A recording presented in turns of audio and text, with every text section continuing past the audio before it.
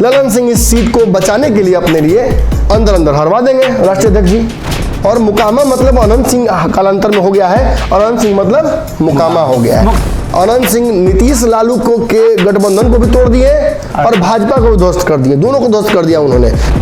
लेकिन जितना मुकामा में काम करता है उतना कहीं और नहीं काम करता है। सबसे पहले तो इस भ्रम को दूर कर लिए कि ललन सिंह वहां से जीते हैं।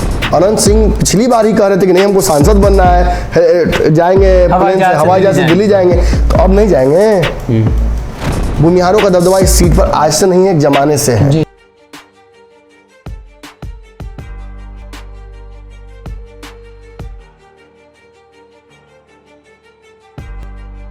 नमस्कार, पंचनामा देख रहे हैं आप, जहां हम करते हैं खबरों की चीरफाड़। एक बार फिर से हाजिर है नई खबर लेकर, जिसकी चीरफाड़ की जाएगी।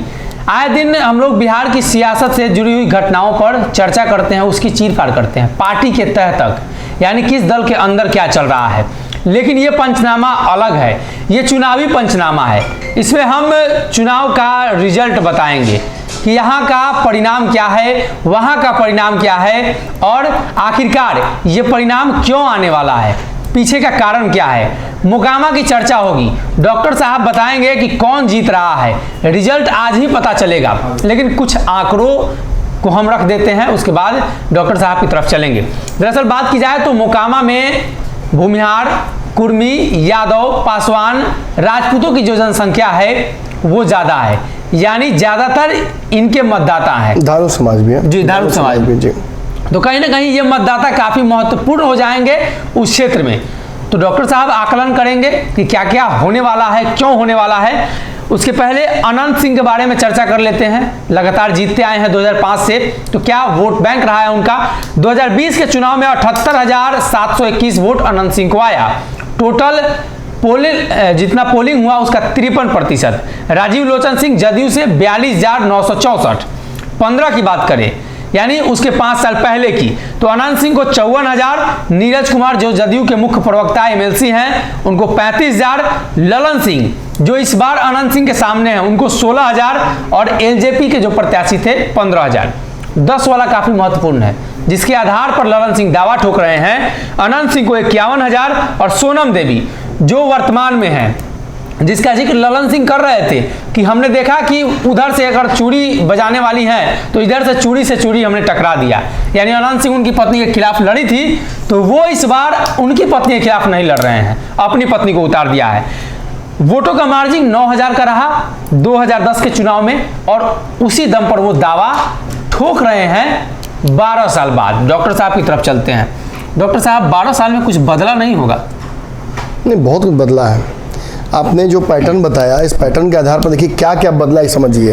जब आप 2020 की बात कर रहे हैं तो 2020 में अनंत सिंह ने ऐसी परिस्थितियां पैदा कर दी कि तेजस्वी यादव को खुद टिकट देना पड़ा अनंत सिंह को, ये जानते हुए कि ये जीतेंगे। अंतर क्या है कि 20 में वो व्यक्ति टिकट दिया अनंत सिंह को जो 15 में अनंत सिंह को देखना तक नहीं चाह रहा था जी।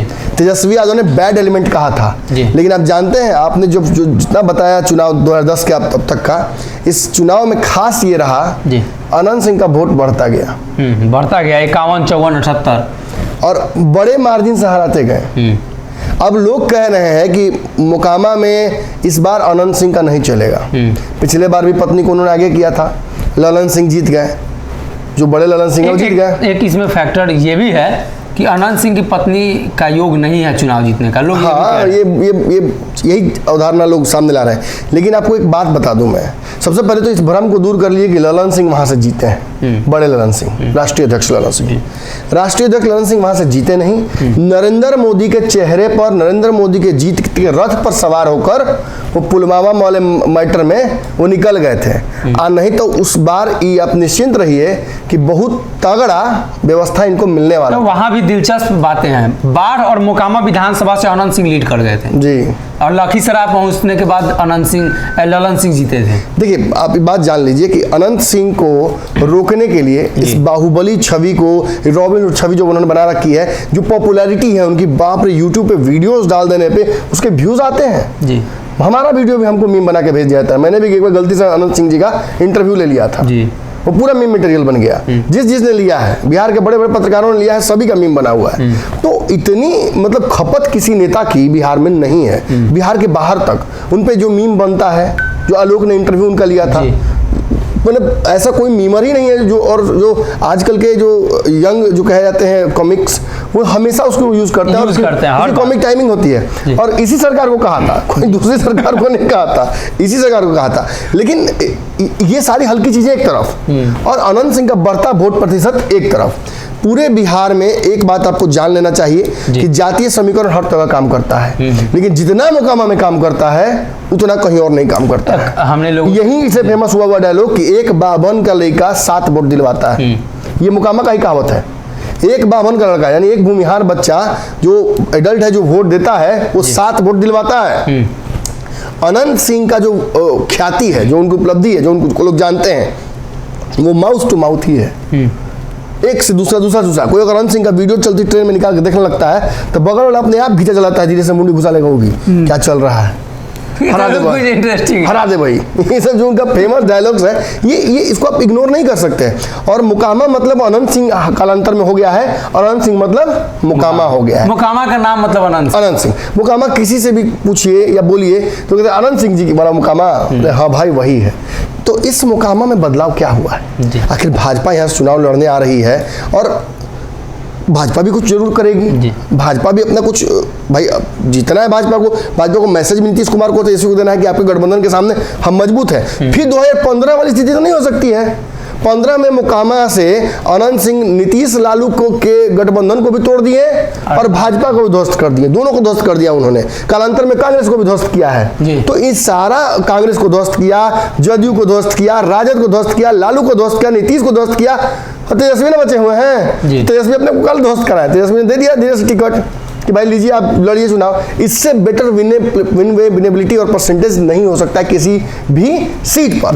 लेकिन चर्चाएं शुरू हो गई हैं और उन चर्चाओं को हम इग्नोर नहीं कर सकते हैं। चर्चा यह है कि इस सीट पर पूरे बिहार में गठबंधन टूट गया, भाजपा जदयू का इस सीट पर बना हुआ है। ललन सिंह इस सीट को बचाने के लिए अपने लिए लोकसभा में, ताकि एक दौर दावेदार खड़ा ना हो जाए, अंदर अंदर हरवा देंगे राष्ट्रीय अध्यक्ष जी। और भले ही पूरे बिहार में, पूरे देश भर में नीतीश कुमार को और तेजस्वी यादव को अपना नेता माने वो, लेकिन यहाँ के नेता वो हैं जी। और यहाँ अगर उनकी साख पर हमला होगा तो कमी किसमें होगी? उनमें होगी और उनके वोट में होगी। भूमिहार लड़ाने का रिवाज पुराना रहा है जी। सुजभान सिंह इस सीट पर बहुत पुराने रहे हैं खिलाड़ियों में से, पुराने खिलाड़ियों में से रहे हैं। दिलीप सिंह के जमाने का वो लड़ाई है। तो अब उस समय की लड़ाई को दोबारा वापस भाजपा लेके आ रही है। सोचिएगा जैसा सुजभान सिंह इस सीट से लगभग गायब हो गए थे, एक बैग इस बार चुनाव में वो दिख रहे हैं जी, और दिख ही नहीं रहे हैं बल्कि एक्टिव हैं। लग रहा है जैसे कि अपनी प्रतिष्ठा दांव पर लगाकर चुनाव लड़ेंगे। तो अब अनंत सिंह वर्सेस सुजभान हो गया है और इस वजह से लोगों को लग रहा है कि एक तो ये बहुत बड़ा फैक्टर है कि अनंत सिंह सुजभान लड़ेंगे तो सुजभान थोड़े कमजोर हैं। भूमिहार को तो सोचना पड़ जाएगा। भूमिहार के लिए दोनों आइकॉनिक लीडर्स हैं और दोनों को भूमिहार पसंद भी करता है, तो भूमिहार तो 2 फाड़ हो जाएगा जी।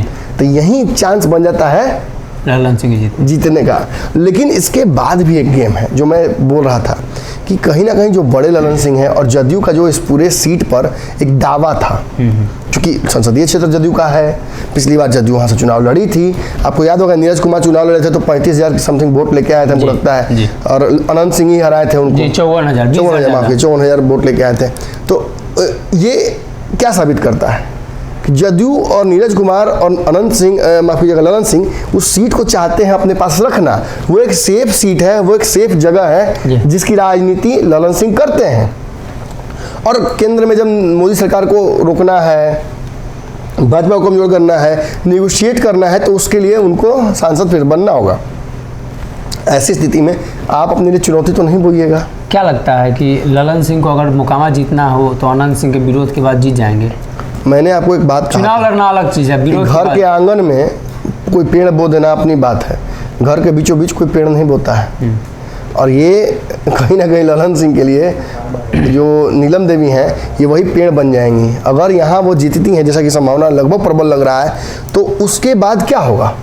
उसके बाद आगे बढ़ेंगे, उनका दावा बड़ा होगा।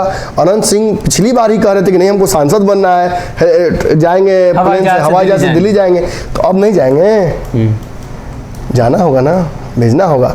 ये सारे समीकरणों को जब आप एक जगह रखते हैं तो आपको कॉकटेल दिखता है, फिर भी इस कॉकटेल को फिलहाल छोड़ देते हैं। अब आता हूँ मैं शुद्धतः जो मैं कही सुनी करता हूँ, लोगों से जो बात की, मैंने हर जाति समाज के लोगों से बात की। मैंने वीडियोस भी आप लोगों को दिखाया है, कुशवाहा जाति के लोगों से, यादव जाति के लोगों से, भूमिहारों से, फिर हमने चौरसिया से बात की, हमने धानुक समाज के लोगों से बात की। धानुक समाज का एक बड़ा वोट बैंक था यहाँ पे। ये वोट बैंक पूरी तरीके से महागठबंधन की तरफ हो सकता था, लेकिन महागठबंधन ने जो प्रत्याशी चुना उस प्रत्याशी के साथ ही धानुक समाज साझ ना जाए इस बात, क्योंकि हमने कई लोगों से बातचीत की, वो अपना रिप्रेजेंटेशन इस बात चाहते थे। भूमिहारों का दबदबा इस सीट पर आज से नहीं है, एक जमाने से है। एक ही बात शायद यहाँ लगता है कि कोई नॉन भूमिहार जीत के आए थे शायद, वो भी 90 के दशक के पहले। 90 दशक पहले। तो अब उस दबदबे को समाप्त करना आसान नहीं है। तो ऐसे में मुझे जो लगता है कि जो धानुक समाज है ये एंग्री वोटिंग करेगा, यानी ये महागठबंधन को वोट नहीं करके ये भाजपा की तरफ भागेगा।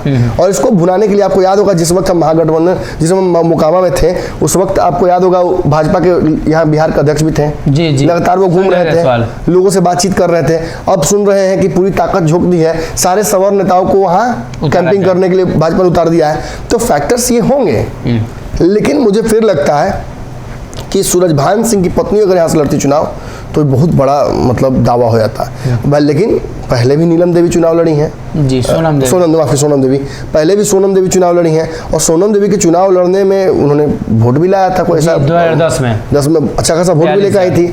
लेकिन उस वोट बैंक को दोबारा कन्वर्ट कर पाना ये संभव नहीं लग रहा है, क्योंकि बीच में आप देखिए उतना वोट लेके आई, फिर वो जब नहीं लड़ी तो वो पूरा का पूरा वोट कहाँ ट्रांसफर हो गया था? आनंद सिंह के पास।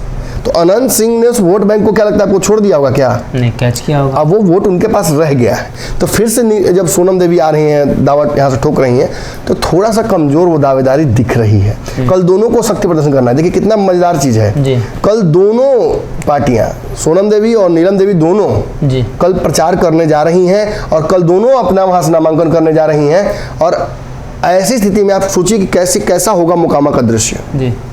दोनों तरफ से जबरदस्त शक्ति प्रदर्शन होगा। जब कल मोकामा पूरा लोग सड़के पे रहेगा, सड़क पे ही रहेगा लगता है मोकामा। और कल ये समझ में आ जाएगा देखकर कि किधर ऊँट बैठ रहा है। लेकिन हम आपको पहले ही बता देते हैं, देख लीजिए आज ही जान लीजिए कि रिजल्ट, चुनाव होने से पहले जान लीजिए रिजल्ट क्या होने वाला है। देखिए मोकामा के हर जातीय समीकरण को हमने समझने की कोशिश की है। निश्चित तौर पर भूमिहारों में टूट होगी, लेकिन वो उतनी बड़ी टूट नहीं होगी जितना का चाहते हैं, जितना चाहते हैं भाजपा के लोग। एक जगह बोचहा में भाजपा को भूमिहारों ने झटका दे दिया है, भाजपा उससे उबर नहीं पाई है।